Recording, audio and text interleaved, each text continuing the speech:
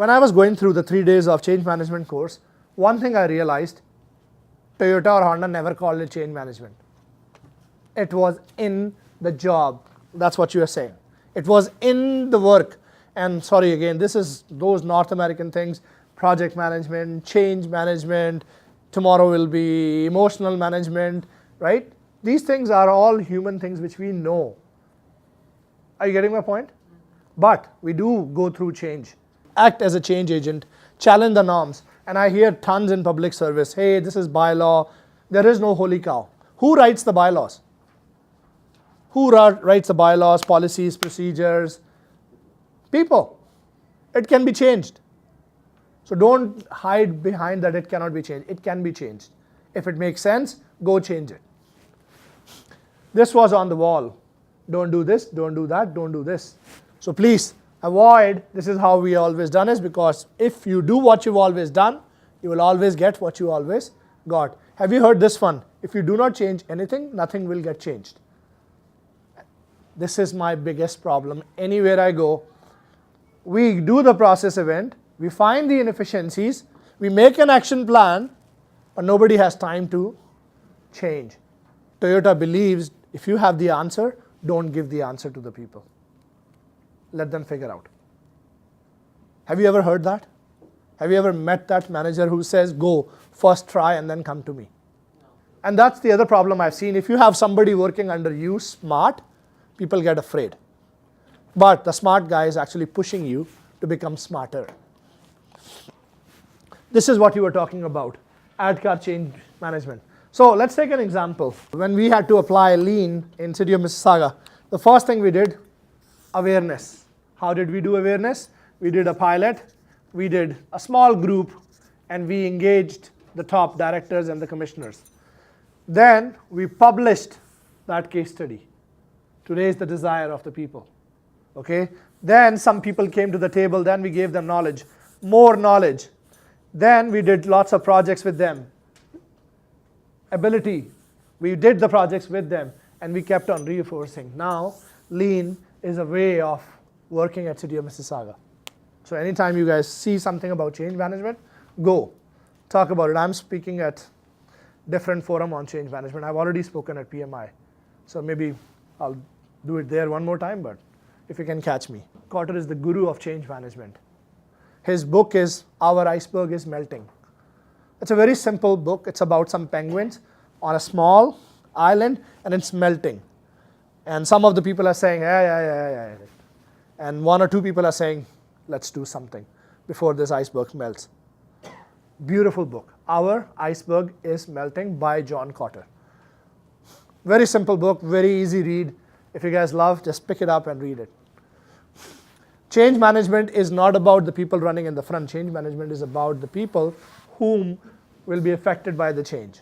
I have seen a documentary, why the best players, football players, come from specific zones or specific areas in countries. Why the best violin players come from somewhere. Have you guys ever thought about this? Development programs, there is practice, practice, practice, practice. My daughter goes 3 times to her football class. I paid $1,400. That was the first thing as an Indian father. $1,400 for a football class? But the way they are developing her, oh my God. Oh my God. She shows me, Dad, she's a girl. Look at my muscles. Look at this. I've done 25 squats today. She's only 10, 11-year-old today. They are developing her. Same thing we are talking today. You're talking about lean. This is classroom, beautiful. Got your certificate, gone home. And if you don't use this over a period of time, try. I have done 150 times projects. I don't know how many times at Honda. I'm only counting the projects I've worked with other people. I have gained this by doing, by developing, by learning. That's what you have to do. For yourself and for your teams. So believe in equality, find the strength in the team member, motivate to improve, and let's do how many people have done skill gap analysis in their life? Have done, or skill gap analysis were done up to them. This was a day-to-day job at Honda for me to look at the skill gaps of all my 25, 30 people in one team and 30 people in the other team. First thing is you have to list down all the positions. So you have electrician, I'm just going to keep a simple example, an electrician and an HVAC technician and a plumber under you. Make sense? List down the positions. Then list down all the skills you need. For an electrician, I need this skill, troubleshooting, basic electrics, basic electronics, computer, software, PLC, X, Y, Z. Does it make sense to you what I'm saying? Yeah. List down the skills, list down all the electricians, and then score them from 0 to 100%. That's what I mean by doing a real skill gap analysis. And you don't just come out of the skills, you talk to them also. Or you talk, again, you do a big group session to understand body guys, what do they need? Paint guy, what do they need? Prepper, what do they need? And put down the list of the whole 100 people works for you, because you're a corporate manager now. That's where you should be thinking. Meet all the positions individually and score and review and find the gaps. What are you trying to do? We're trying to find the gap. Where these are the skills we need. Where are you here? 0, 25, people may say 75. And then you may say, I don't think so, let's discuss about this. And the answer would be 60%. Then there is a 40% gap. Make a training development. Once you know the gap, once you know the current state, you can draw a future state. Okay? This is an example. Tom, CJ, and Kanu are 3 electricians. Electrical skill 1, electrical skill 2, electrical skill 3, 4, 5, 6, 7. This is the scores on each skill. 25% here, 25% there, 75% there. And the end is the average. Has anybody done this? This happens in Toyota and Honda every day for all the 2,000 to 3,000 people they have. Every day means these charts are there. They don't update it every day, but we know where we have to work. Nope, never. It's not an HR job. HR can help you, HR can approve it, HR can review it. This is between you and your employees. They can give you a structure, they can give you the methodology, how you have to do the reviews, but it's you and your employees. So does it go against the performance appraisal? Performance appraisal is something else. Or would that Yep. be a part of it? Yep, it can be a correlation of that, because that's what she was saying. That's why I said she's saying 25%. That these are the 7 skills you will be working this year, which is your skills development plan. Because I found out where I'm low, skill number 1, Tom will be going in the training first week, then CJ will be going on the skill 1 training, or Tom will be trained and he will be the trainer. You know the meaning of train the trainer? Yeah. Train the trainer means this. She's corporate manager and we're going to train her on the software for Mitchell. She's going to train the other people. Don't spend $2,000, spend $10,000 on her. We can make her the trainer internally and let her train. So, I have an exercise for you guys. You guys can do it on the table together, okay? This is for yellow or green belt people, you people. On your table, you can put down the 4 names here and rate yourself. And be honest, there is no shame if you put 0%. I think these are the key skills required for yellow belts or green belts or lean leaders. Some of the skills. You can add 10 more skills. Microsoft Excel, statistics, project management, analysis, group facilitation, process mapping, change management. Put down the names here. One person write down the names. One person writes. And you guys score together.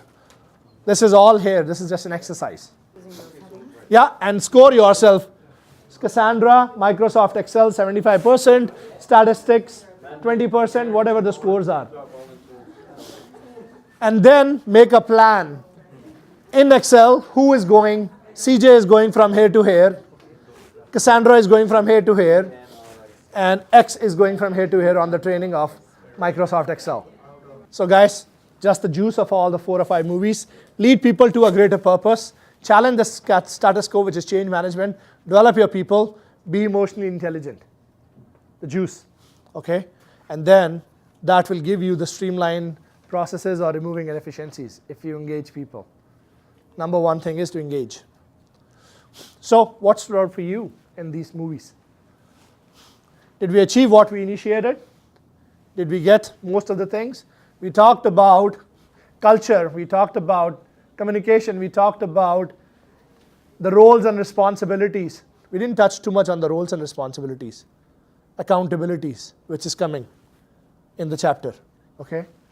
We talked about goals, vision, mission. We talked about engaging employees, teamwork, respect, trust, and then standards is in when you fix the process. You standardize the process. Something I made up from my thinking. These are the skills. I'll give you guys a minute to read this. These are the key attributes I think a lean leader should have. Whenever you're doing a process improvement or a project, there is always the technical side, and then there is the people side.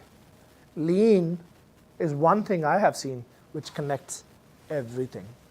Has the tools, has the people side in it. You want to get from somewhere to someplace. You want to get the cars out from 10 days to 5 days. This is your current state, this is your future state. You need both the lean tools, the 5S, the engagement part, together to achieve your goals.